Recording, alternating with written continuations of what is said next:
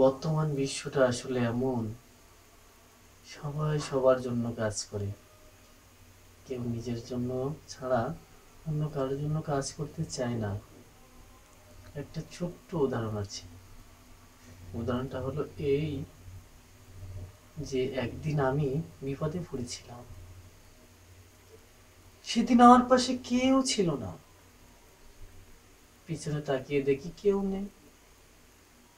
বিপদটা আমার সামনে হাজির হয়ে গেল, আর আমি নিজের থেকে সেটা মোকাবেলা করে নিলাম।